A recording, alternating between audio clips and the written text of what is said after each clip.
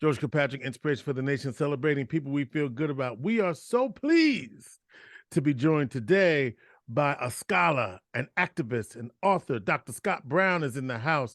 He teaches at the University of California, Los Angeles, where he's a professor of African American Studies, the author of Fighting for Us, Maulana Karenga and the US organization and the Black cultural nationalism, and a contributing author and editor of Discourse on Africana Studies, James Turner and the Paradigms of Knowledge. And we're so pleased to be joined. This brother also is a historian of music.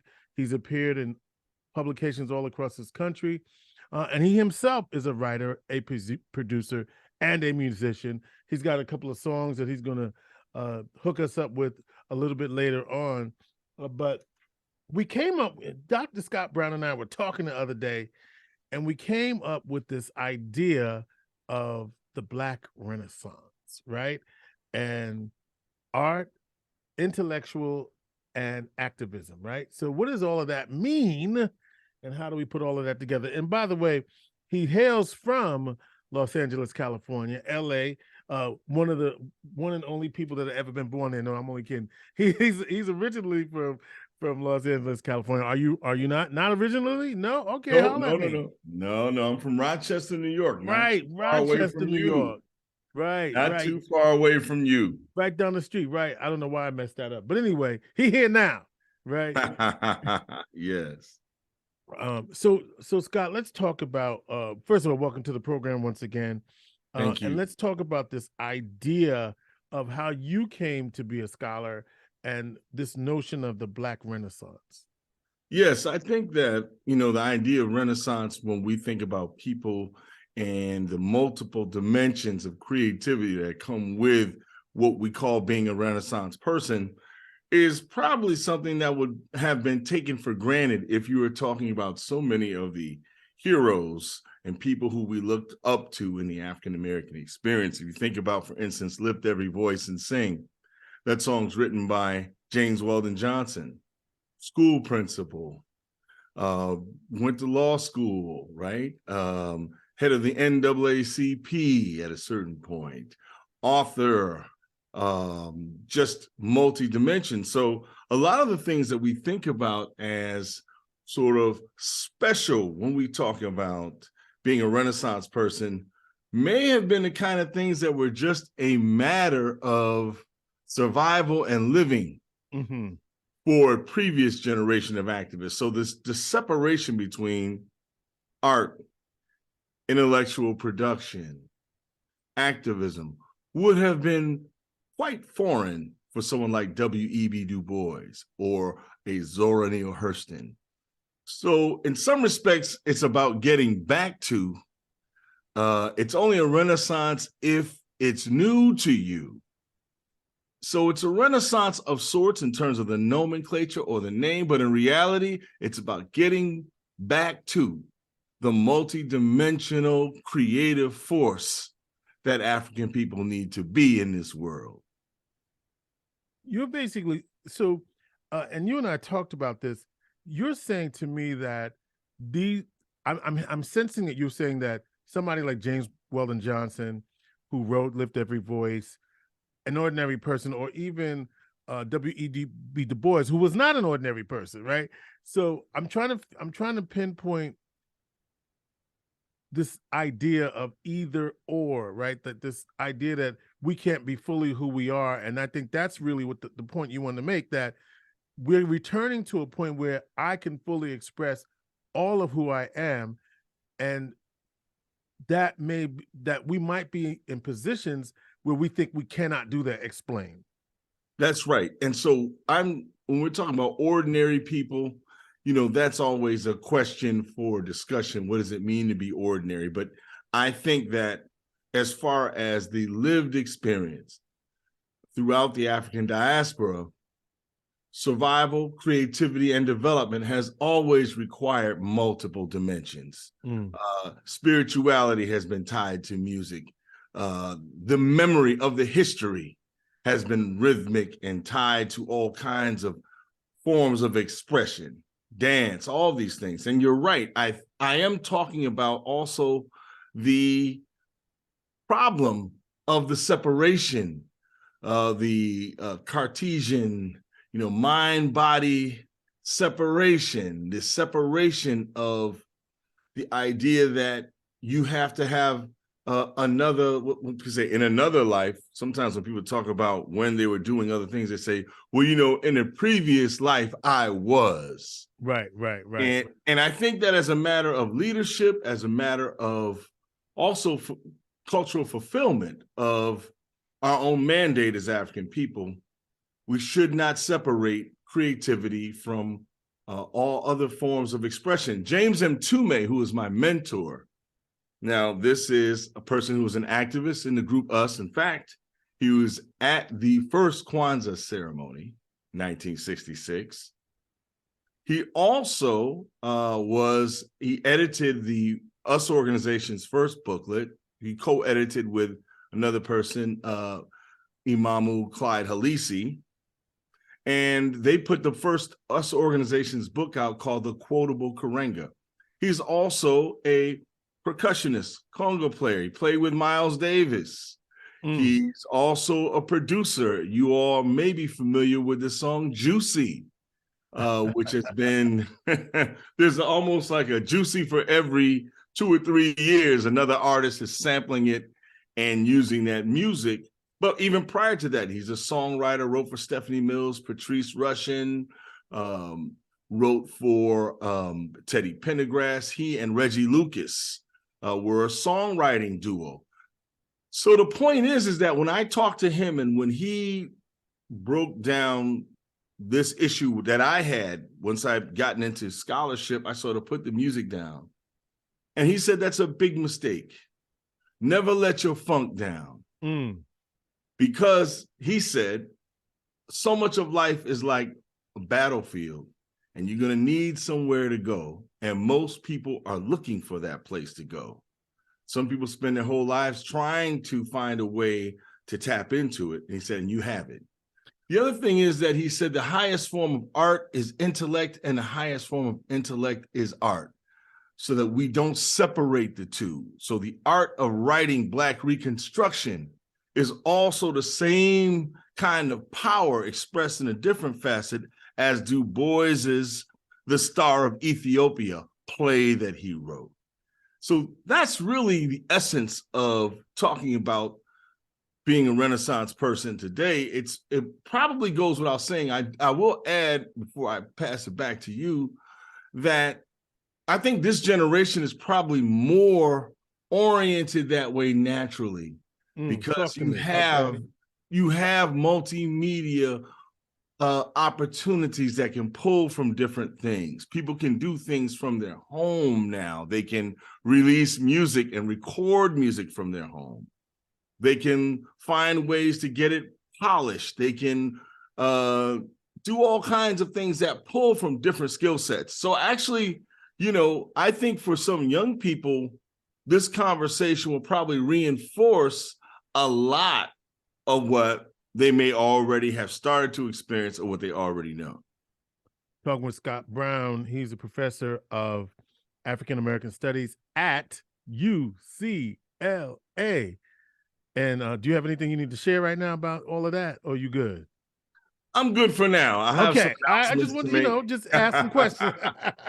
I have some announcements to make that will come on the next time that we reconvene. Got you. Right. Just asking, So I guess, how does this apply to me then, right? As somebody who's listening to this podcast, watching this video, this idea of using this time of Renaissance, or to basically, I'm hearing you say, brother, you got some gifts and we all have them and they should not be buried.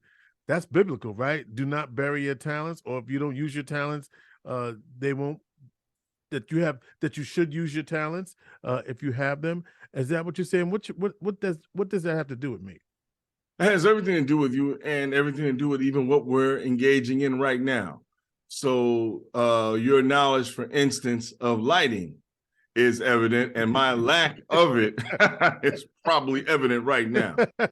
So if you think about this moment, we have these things in history that I think are like the way I'm talking about the separation. We like to look at periods. This period was a Renaissance, or this was the movement here, and we try to bracket time that way. Mm-hmm. But I think every moment is a Renaissance moment in terms of it posing opportunities for multiple kinds of expressions in the service or expression in the service of Black liberation. What we have in this moment is an onslaught of change, technological change, which is always happening. But the world has gotten smaller and smaller and smaller and smaller, which means there's so many opportunities for micro audiences to tap into and ability to acquire knowledge. Let's say you've had an interest in something. Now we have online universities, online courses. We have people that just share information, period, on platforms like YouTube, et cetera. So this is a great moment for these kinds of things that I think have always been necessary, but even further relevant to this period. I think about what you're saying about using your gifts and your talents and what's relevant to this period. How do we get, and you also mentioned the form liberation, and that's a trigger word for me, because, and I think about my good sister, Karen Hunter on Sirius, who talks about how do we free, what are the things that we have to think about that free us, that liberate us, in the context of the research that you did on Karenga, creating Kwanzaa from a set of principles, right? But who, in the end, the purpose is of creating spaces for Black liberation and freedom. And as a scholar of African American studies, how do you use this information and this history to help us to be free? Because it seems as though we have forgotten, that's my thought, that's we're seeing elements of that free, that liberated thinking when we look at the brothers from Tennessee, right? For example, who have now,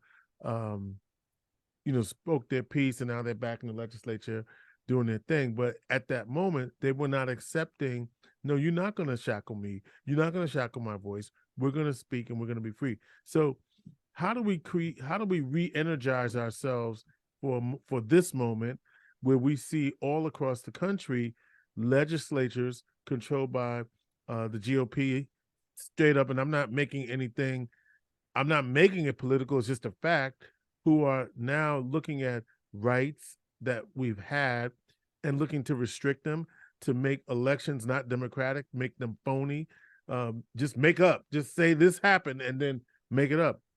How do we get to that mindset in this renaissance you speak of, Dr. Scot Brown? Yes. Well, I think the most important thing is to realize that liberation is not a touchdown. It's not a line that's demarcated that you get to. It's constantly being reevaluated, reassessed, and reformed. So once we accept that, I think then our methods will also have to change, as opposed to saying, okay, at what point will we be free?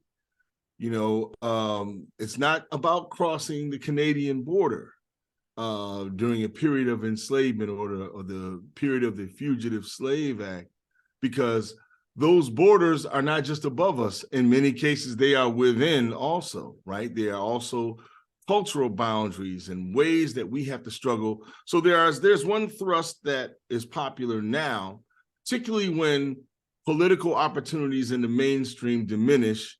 The pendulum usually swings toward independent institution building. So in the absence of, a television program run by a corporation, right, you can listen to Karen Hunter and Greg Carr, for instance, through their own independent efforts. If you can't, for instance, find an IT company to hire you, we have also this plethora of people with skill sets and technology that are working independently. as record labels become much more of a monopoly, right? You have then streams of people finding ways to develop micro audiences. That pendulum swing has been back and forth, over time. Well, now, when Obama was elected in 2008, there was a historian who called me up and said, brother, don't sell all your Black nationalist stock. Hold it, don't unload it, hold it, because the pendulum, there's going to be, for every action, there's a reaction. Now, I didn't even anticipate the scale and depth of the anti-Black reaction that was to come to this, in the sense that the next administration will be the direct opposite, right, of liberal, in quotes, progressivism. I did not anticipate that. But the point is, though, that we've been here before. In history, we've had periods of tremendous optimism and periods when we think the idea of the kind of coalition with the mainstream is not going to work whatsoever. And we have reactions to both, whether it be the U.S. Revolution, if we're talking about the U.S., that this is all over. The American Revolution, right? Promise of democracy. Enslaved people petitioned the framers. Sure. And that was a window, only to find out that enslavement is actually going to be a part of the structure of this new political project. You have the Civil War. People who actually have fled to Canada, many of them came, a number of them, significant folks, came from Canada to fight and take up arms. That was a revolution of sorts. It was a revolution that shut down enslavement, but it did not end, obviously, racial oppression that would come up in another guise, right? The Great Migration, optimism, urban reality, right? The Second World War, double victory, battle against fascism and abroad and racism at home, right? And then you get the Cold War and the suppression of radical voices, the narrowing of opportunity. Then we have the civil rights explosion, which is also an undercurrent in the 40s, but crystallizes in the 60s. All those expectations. And now we're talking about, well, you know, civil rights, and even Black power advocates then said, well, you know, civil rights doesn't solve the question of the distribution of wealth and power. And so we're still grappling with a lot of those kinds of questions about what constitutes power. Now, when we talk about liberation, though, that's something even bigger than empowerment and having power. That's something that goes to the essence of our spiritual beings as well. What kind of world are we trying to build? What kind of society, and how do we want our people to be socialized? That's a revolution of values that cultural nationalists talked about as well. But that revolution has to correspond with having control over instruments that can imbue those values, right? So it's always dynamic and changing. And so when I'm talking about creativity in service of liberation, a lot of this is about intentionality and what is driving you. Because the reality is, by most standards of the circles that analyze Black life, whatever we conceive of as freedom, whether you are a revolutionary nationalist, socialist, bourgeois, a liberal, what have you, hasn't delivered liberation quite yet. So that means, far from it, I would say. So that means I'm not as dogmatic then ideologically, given the fact that the testing ground is the real world. There are certain things that I'm concerned about and have demonstrated some consistent problems, but there's a search and an open-mindedness that we have to have as we get into the laboratory of real-world solutions. All right, so here's what we got to do. Scot Brown, We got Yes. some other stuff we got to do, but we got to have you come back to do it, right? All right. Bottom line is, because I thought you might say one of the tools of liberation is music. And we'll get to that a little bit. I thought you were going to say that because you got some music we're going to get to, but we'll have to pause on that right now. Dr. Scot Brown, professor of African American Studies at UCLA, and a scholar talking about the Black Renaissance. And I think what I'm taking away quickly is that we have to continue to do the work, but we're in a different time, and it's going to we have ways to create our own lane in the midst of this struggle for freedom, that if we follow some certain steps, we'll be able to do that. Dr. Scot Brown, thank you so much for being on Inspiration for the Nation. Thank you. I hope we inspired some people.